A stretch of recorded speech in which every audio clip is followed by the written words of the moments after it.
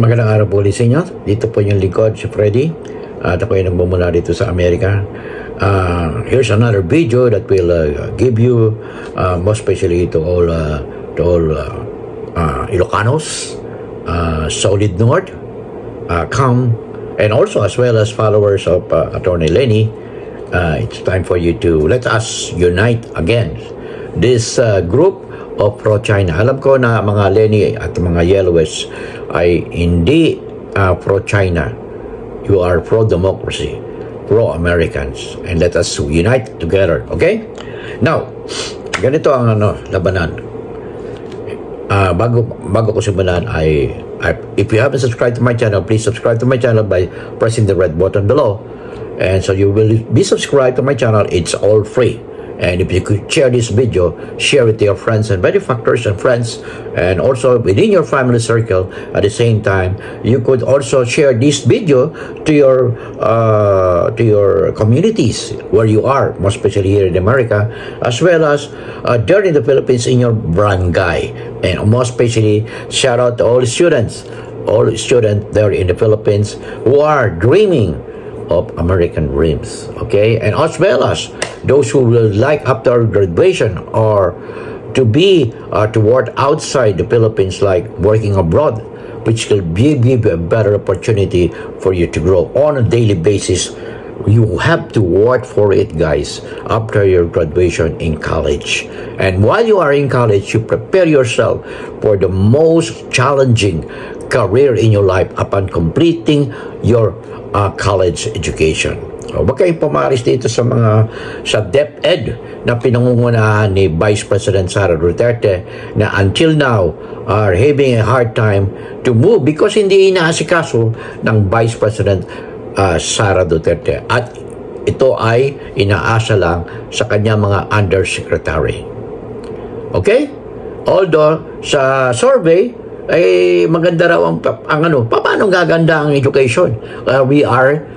Right now, we are still at the last or at the cellar among different countries, about 80 countries, and we are on I think it's number 77 out of 80 countries.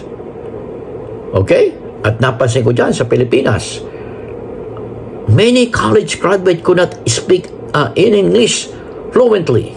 And that's our big trouble there in the Philippines. A big mistake to DepEd na hindi natin tinitrain. Most especially, you there in the DepEd. Iilan lang ang pwedeng makapagsalita ng English. Dire-diretso. Okay? And these people are, I will tell you, they are graduates of Ateneo de Manila University or maybe UP. Yun lang ang pwedeng makagawa niya. And LaSalle. Most especially those are graduate from exclusive school. But yung public school, I'm a graduate of public school. I'm very thankful that I graduate from public school. But I start from private school when I was still a kid. At ako'y na naubos ng pera ko, maganda na foundation ko. And I was able to continue my education in public school up to I'm here in America. And I was also worked for PLDT for 26 years as a system maintenance engineer, most especially there in Bacolod City, where I worked for 10 straight years. And also thank you PLDT for letting me to undergo training, workshop, meetings, management seminars. I really appreciate PLDT. Thank you very much. Okay? Now, ito si Maharlika ay gumagawa na naman ito ng kalokohan sa kanyang blog, latest blog, na sabi niya ay si First Lady Lisa ay bangag at ang meron daw naligaw na text para kay Vice President Sara Duterte. Na ganoon din, no? Magkakapanalig sila eh. They're trying to pressure the president to step down, which is inappropriate for a lawyer like BP Sara to do that. Okay, and you are a lawyer, BP Sara, And you cannot say that thing without sufficient evidence. And if you have evidence, put it in court. Bring it to court. You are a lawyer, right? Okay. Ang sabi nito mo si Marika na wala namang pinag-aralan, Marika, ano nga ba natapos mo? Ano nga ba natapos mo? Dito sa Amerika, nag-aral ka, di ba? Were you able to complete your course?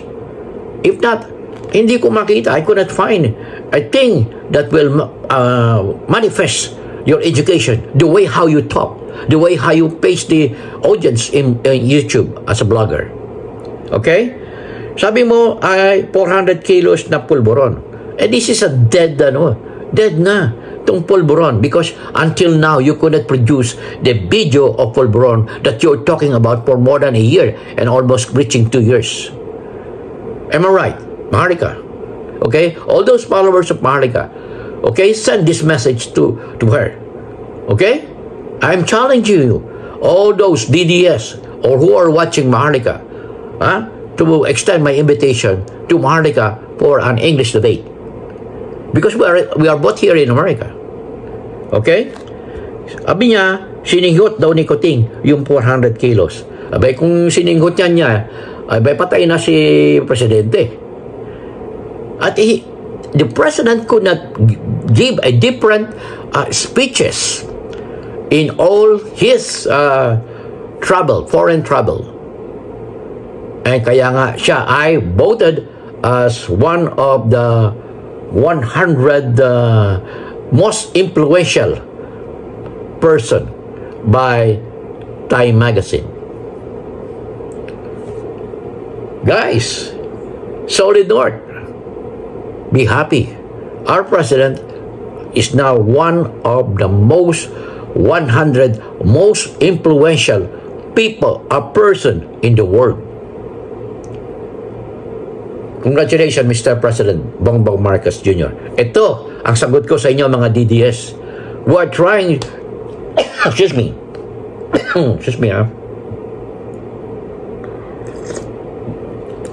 to discredit the performance of the president, making the country a rich country, not actually a rich country, but one of the most fastest growing economy in the world, like the United States of America. Huwag kayong maniniwala na ang dollar ngayon ay mataas. Maabot na ng 57 pesos. Why?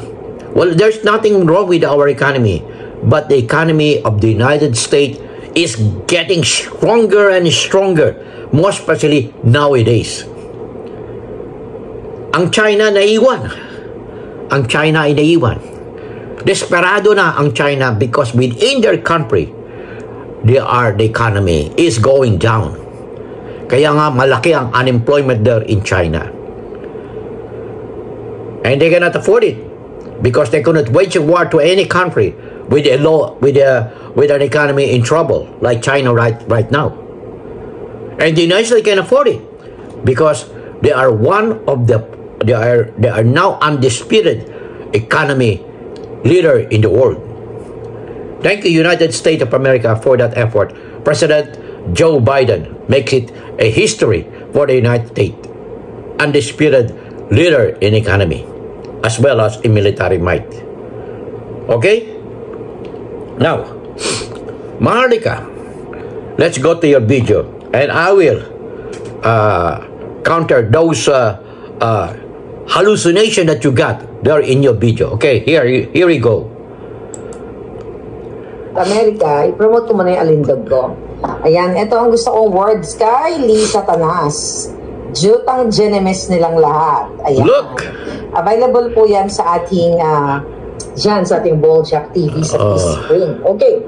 Yung bait. What is the title for today, mga kababayan? Our topic for today is Liza Bangag. Tawagin natin siyang Bangag kasi pikon na pikon pala siya na tinatawag na Bangag yung kanyang asawang Polboronic. Okay. Liza Bangag, naligaw ang text kay Inday Sara. Then, 400 kilos na polboron, siningot ni Kuting. Okay, anong gusto niyo unahin? Ang gusto niyo sa mga buwakan ng inang ito? Kita niyo mga wordings niya. Babalikan ko uli ang Chika Boom Boom. During the campaign, Actually, mga kababayan ko dyan sa Iloilo and Bacolod, I'm sorry that you got this person as a blogger. Ang kanyang salita ay Hiligaynon or Ilonggo. Yan ho, itong si Maharlika na nandito sa Amerika. Okay? Nakakaya, di ba? Nakakaya bilang isang Ilonggo, isang Ilongga na ganito ang kanyang pag-uugali. Dahil inaamin niya rito sa vlog na to na dati siyang vlogger ni Ferdinand Bongbong Marcos Jr. at First Lady Lisa Araneta Marcos na pareho silang mag-asawa na nag-aral dito sa Amerika, lalo na si Attorney Lisa Araneta Marcos. At sino ba itong si Maharlika na hindi malaman sa kanyang pananalita ay nagpapatunay ng kanyang kababaan na inabot niya sa kanyang pag-aaral. At ito, ang ginagamit niyang salita ay galing sa mga parang kung tutusin, kung dito ay hudlum ito. Okay, tuloy natin. Before election pa, nung budol pa ako, mga palangga, yung buha ka ng... Tingnan mo nyo, inamin niya dito sa salitang yan na siya ay pro-Marcos, vlogger ni Marcos before 2022. At for whatever reason, hindi niya nakuha yung kanyang appointment dyan sa Los Angeles, California, consul office. Siguro gusto niya maging consul general. That's the reason why she was not appointed. Kaya masama ang loob niya together with sino pa? Yung mga abogado dyan na dismayado, na mga abogado nag-aspire to be appointed. Alam niyo, maraming pool yan maraming pool na pwedeng piliin ng ating Pangulong Bongbong Marcos Jr. Yung kanilang ang gusto ng ating Pangulo ay yung mapagkakatiwalaan. Yung mapagkakatiwalaan. Ikaw man sa isang kumpanya, ikaw ay presidente ng kumpanya. Are you going to choose your men whom you think I cannot trust?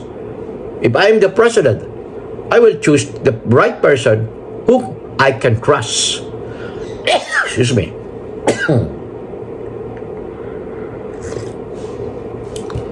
Yan o. Ito ay si Maharlika ay hindi pwedeng pagkatiwalaan. Tingnan niyo ang ginawa niya. Pagda-trador at kumakampi sa mga China. Kailanman hindi ko nadinig na siya ay kampi sa Amerika. Hindi nga lang niya masabi na against siya sa EDCA kasi maaari siya makasuhan dito sa Amerika. Pero ang kanyang pinalalabas ay pro-China siya, pro-Duterte, against Marcos, President Bongbong Marcos Jr. At lalo na siyang galit na galit kay Attorney Lisa Marcos Araneta. Okay, tuloy natin. Ang bangag na yan ni Lisa, yung mukha niyang, yung face lock niyang yung mukha mo na makinis pa yung ingrow ng... maganda pa yata yung coatis ko, yung pet ko sa mukha mo, Maharlika. Yung mukha niya kasi, meron kasi siya meron kasing teaser, okay? Dati dadabas yung kasabwat niya si Ata Erna na nagtanim kaso sa akin yung mga hinayupak na hindi kayo man mga buwaka ng genimis niya. Nakita nyo ang kanyang mga salita. Ito ba ay salita ng isang marangal na tao? Hanggang ngayon, nag-aantay pa rin ako ng debate sa kanya in English. Parating nyo yung mga nanonood dyan, yung mga DDS. From time to time, I'm asking you guys to let Maharlika know that I am waiting for her for an English debate with me. Okay? Tuloy natin, Okay, tingnan natin yung iba naman. Puro kasi... Nagira na kayo ng ahas, nasa message yun, di ba? Pinakita ko na ilang beses yun. Ang sinisina niya doon si Inday Sara, yung kampo ng mga Duterte. Lahat na lang si Inday. Gago talaga itong... Ang hindi puta, ang alinti namin. Tapos lukat ang puta, isang giti, isang bilat, isang hindi po. Ganyan magsalita ang mga Ilonggo. Because I've been assigned there in PLDT Bacolod and PLDT Iloilo. Most especially there in Iloilo.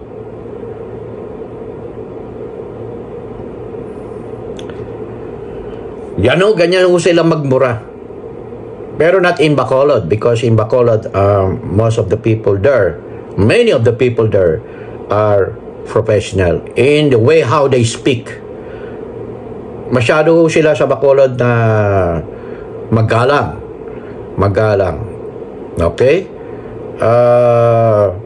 Bihirang-bihira. And usually, ang kanilang mga pagsasalita ng Hiligaynon ay mostly combined with English. Nahihirapan ho silang magtagalog. Mahihirapan ho silang magtagalog. They are mostly English fluent dyan sa Bacolod City.